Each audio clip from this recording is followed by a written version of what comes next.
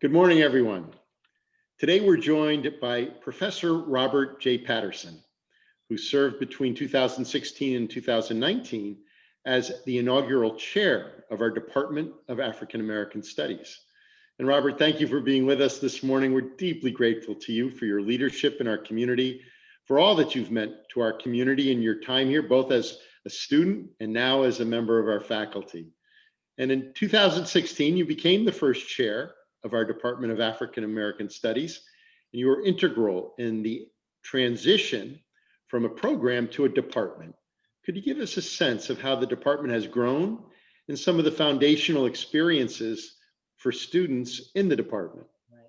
Well, thank you, President DeJoy. I appreciate the opportunity to be a part of these important conversations. So, as the inaugural chair, one of the opportunities that I had along with the fellow faculty members was to sort of think about where African American studies had been as a discipline that originated, during the late 1960s as a consequence of student activism on campuses across the nation, but particularly in California.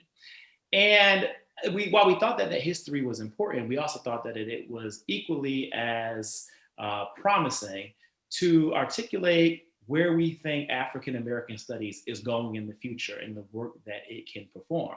And so I think that some of the signature experiences, for example, that we provide for the students is through our course, The Introduction to African American Studies, which really just lays the foundation for the interdisciplinary work that we'll expect them to do throughout the curriculum, by the courses that we offer, by the courses that our affiliated faculty offer too.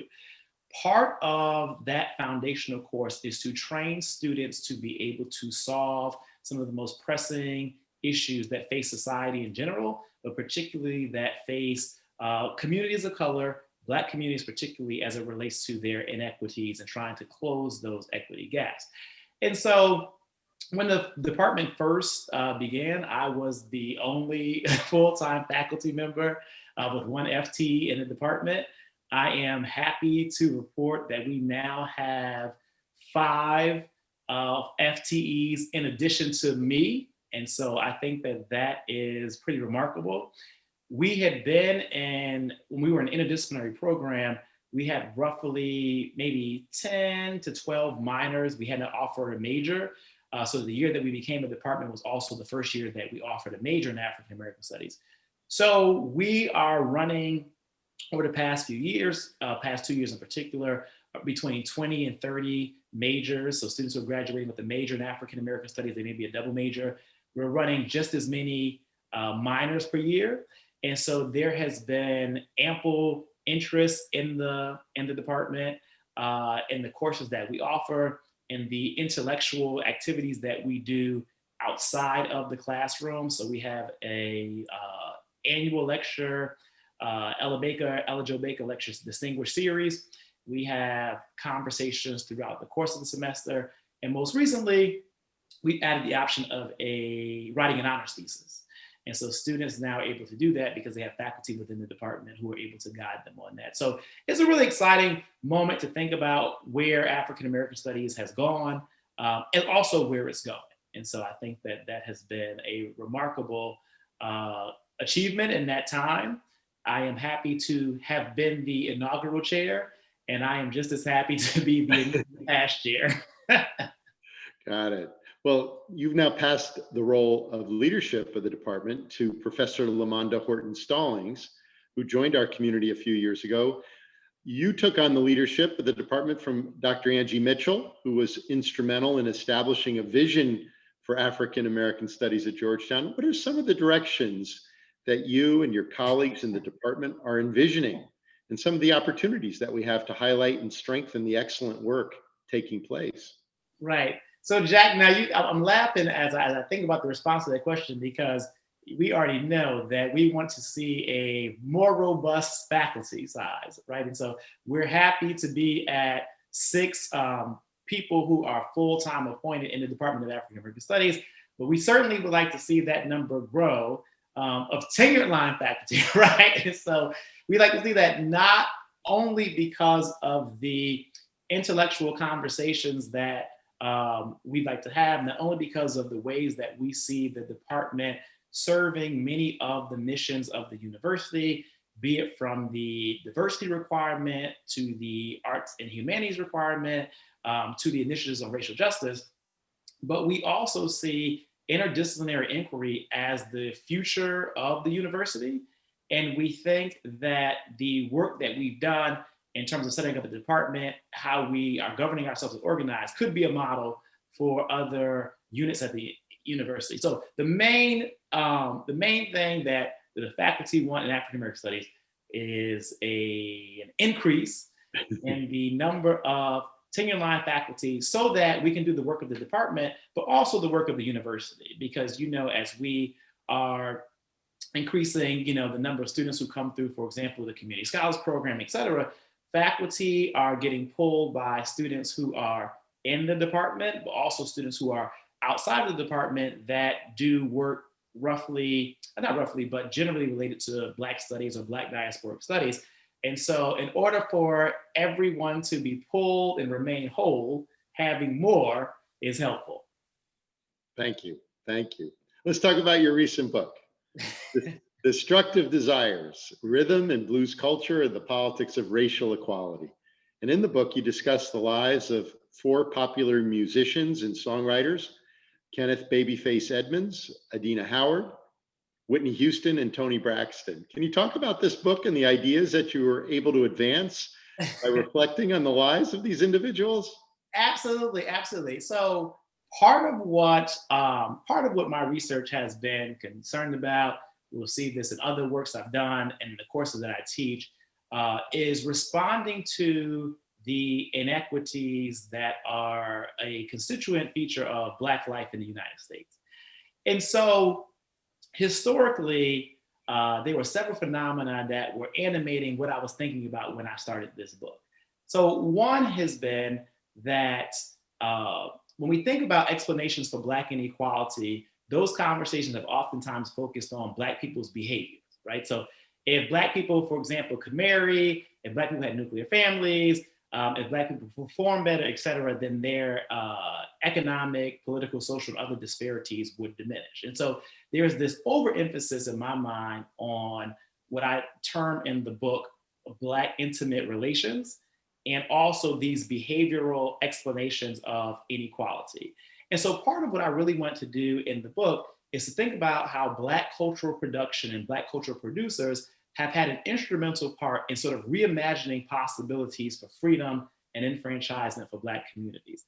And I started thinking about, where is there a lot of thinking about Black intimate relations? I said, in music, and in particular, rhythm and blues music and culture. And so, in African American studies and Black studies, that form of music co-production has been marginalized to other forms, right? So the blues, hip hop, et cetera.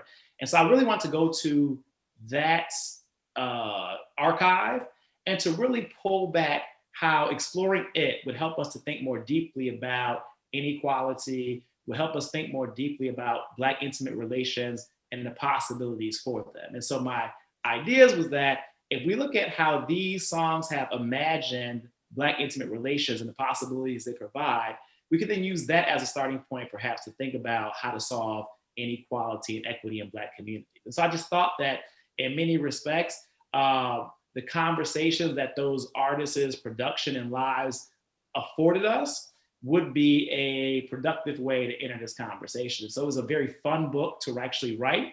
That is not always the case with some of the scholarly writing, but it was. I interviewed Adina Howard. I flew out to Phoenix to conduct that interview, and just the immeasurable archive, because it's not necessarily just about the music and the artists, but it's about what I call their entangled network. So it's about their brand. It's about how they are in films. It's about how they have foundations and different ways they try to do this work that can be thought about in advancing the closing of inequity gaps. Thank you. Thank you. Now, it was a little over 5.5, 6 years ago where we saw the emergence of the Black Lives Matter movement following the death of Michael Brown in Ferguson, and an ever deeper emphasis on the importance of racial justice as part of our national dialogue. And this summer, we again experienced nationwide protests against police violence. What kind of changes have you seen, and what additional steps do you think are important as we think about the responsibilities we have in this moment? Right. So the Black Lives Matter movement, Jack, when it first began in 2014, it was a very sort of thought of as being fringed, marginalized. It arose in light of those deaths of, Black men either by police or citizens who decided to, enact vigilante justice in some respects. But what was fascinating about the Black Lives Matter then, and I think what gave it particular resonance this summer, is that the Black Lives Matter movement has always been thinking about how the larger structure of capitalism reproduces inequalities that are manifest themselves through anti-Black racism, be it in the police force, right, but also in education and healthcare and all these other institutions. What I think happened this summer in particular was that oftentimes when you find out or when we hear these conversations about a Black person having been murdered at the hands of the police, there is, going back to my research, a conversation about their behavior, right? Kind of what did they do? What could they have done differently, et cetera. But this summer with George Floyd, part of what happens is you see someone who is not actually doing anything. You see what I have described elsewhere as a callous indifference to life as the officer is kneeling on his neck with sort of this disregard that suggests nothing will happen. So you get that image, but then because people are more sedentary and homebound because of the COVID-19 crisis, people are actually seeing this. And so you have allies who you might not have had in 2014 taking to the streets. You have interracial coalitions of people chanting that Black lives, in fact, do matter. And so I do think that that is an important step. And I think that the Black Lives Matter movement will continue to be a very robust freedom struggle that actually is very much connected to earlier freedom struggles, throughout American history and Black diasporic history. And there's still work to be done, right? And so part of the thing, Jack, is that anti-Black racism is so sedimented throughout society. The type of macro and micro level work that we need to do to make Black lives matter beyond the slogan, to make them matter in political policy, to make them matter in institutions of higher education, really requires doing some hard work that will be courageous, in the sense that part of how we have to make Black lives matter is closing this equity gap. Part of closing this equity gap means giving disproportionate resources to underserved communities. Part of that means combating ideas that we're sometimes very invested in about fairness, equal, the same things being applied and so forth. So I think the opportunity is there. I think there's goodwill behind it. I am kind of concerned about the political moment we're in, hopefully transitioning into a different and better one. But I do think that having those difficult conversations around resources, resource allocation, and really uncovering this history of how we got to where we are sort of makes a lot of sense. You've served in many roles in our community, including as representative to the main campus executive faculty, as a member of the Board of Governors for our Alumni Association. Over the course of these past few years, you and your co-editor, Professor Soika Colbert, have shared your 2016 book, The Psychic Hold of Slavery, Legacies in American Expressive Culture, with hundreds of alumni in different events with our Alumni Association. What has it been like having so many conversations with fellow alumni and sharing with them the insights of this book? What are some of the key areas that you hope they come away with? Jack, this is actually funny. This book took on a life that we actually are excited about, but had not necessarily envisioned. Part of we think what happened was we started working on the book in 2014, 2015. It came out in 2016, and then the election of 2016 happened. And so that gave the book its own type of life, particularly as we were trying to make sense of, the notions of being post-racial, the notion that, we argue that slavery and its legacies still matter, Jim Crow and its legacies still matter, knowing that we are at times having a headwind with that. So we've had robust conversation. Our alum are so excited to come to the panel. The panel is always, very well attended. We did a virtual one this summer. That was sort of after when reunion would have been held, and that was well attended and outstanding questions. So some of the key ways that, some of the key points, I think, too, that we want to take away from it is that the modern civil rights movement was a watershed moment in American history that allowed Black people access to institutions that had previously excluded them, or when included them, had made them, subordinate in all types of ways. And we think that it's an important movement, and we want to continue to fight for the rights of Black people and civil rights. So we think that that's important. At the same time, we recognize that that movement ended up having unintended consequences, where the legislative achievements were thought to be able to be a cure-all for the historical disenfranchisement that happened to Black people from slavery through and including Jim Crow.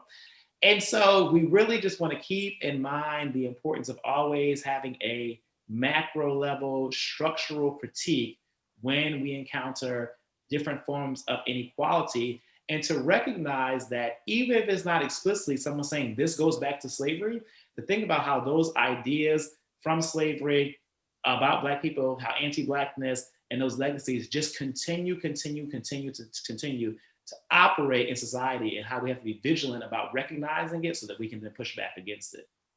And your co-editor shares with you alumni status here at Georgetown. She does, and she is always, make people know she was ahead of me. Well, and as our community would know, she's going to take on a new role for the next semester or two. So yes, this is very exciting. That was a prime choice. I'm Robert Patterson. I approve of this message. So excellent. She is a scholar and leader in her own right. And so we should be looking to her for the future. Thank you. Now this spring, you're going to teach a course called Black Equity, Black Equality. Yes. And you're working on a book with the same title. Tell us about what you're envisioning for the course and the direction of your research.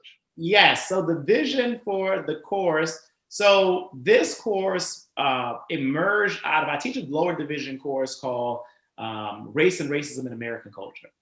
And this course extends some of the work that we do there. So in that work, we kind of identify the multi-dimensions of racism, and then we begin to think about some of the solutions that we could put forward in order to diminish, if we can't solve, the issue of race and racism in American society. In fact, you'd actually find this interesting. At the end of the semester, I give the students their final exam, which is not their final project, but their final exam.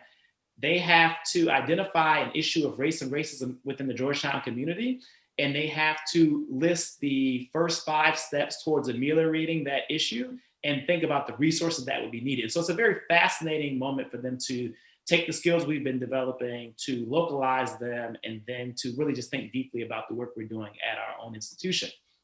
So I take that up to a different level in this 400 level course. And we really actually are thinking about this issue as it relates to the criminal justice system. And so, and thinking about how criminal justice reform actually has to be related to an ecosystem of other reforms, be it educational inequalities, be it housing inequalities, employment and so forth. And so what we do in the course is we sort of start off with the question, are there any behaviors that people engage in that we think the community should respond in some way, right? And if those exist, what are they? What should the responses be? I think that sometimes it's easy to say, oh, long prison sentences are bad. Okay, so what are the alternatives to norms being violated if we agree on some norms? And so it really tries to put students into this mode where they're thinking about, how do we actually solve this problem? How do we actually reduce inequality? And then I have them think about housing and education as constitutive features there. In my work, what I'm particularly interested in is all of those different aspects. And I'm thinking about how the cultural production, the art work that Black producers have made have been thinking about these issues historically as well. And so the course is a nice way to get students involved in problem solving, particularly around issues that coming into it this semester will have a specific type of resonance given some of the historical issues we've discussed that have happened in 2020. But also going into, my own research, I think it's important to say, this is what equity can begin to look like, right? This is how we could begin to close some of the racial wealth gap that has been directly connected to housing segregation. A question: are we going to? How do we desegregate? What does this actually mean? Are you going to force people to actually live in different areas? And so, in grappling with those questions philosophically and practically, the book tries to put forth a way of thinking about and doing equity in Black communities. Beautiful. All right. Robert, I can't thank you enough for taking this time to be with us today. And in closing, is there a message you'd like to share with our university community? I would just like to say that, we are living in a very unprecedented moment. I think that the university is working diligently to respond to that moment. When we come out of that moment, we will return back to and beyond what our normalcy has had. And I would just continue to encourage people to look at what the different units at the university are doing to address our collective goal of getting racial justice, as well as to educate the whole person, and just to take care of our students in our community. So, and I wish everyone to stay well as well. Thank you, Robert. Robert Patterson. I want to thank Professor Patterson for sharing his insights with us today. We're deeply grateful to you, Robert, for your leadership, for all that you contribute every day to our community. And I look forward to being with all of you again soon. Take care of yourselves and take care of everyone around you, for every Hoya, everywhere.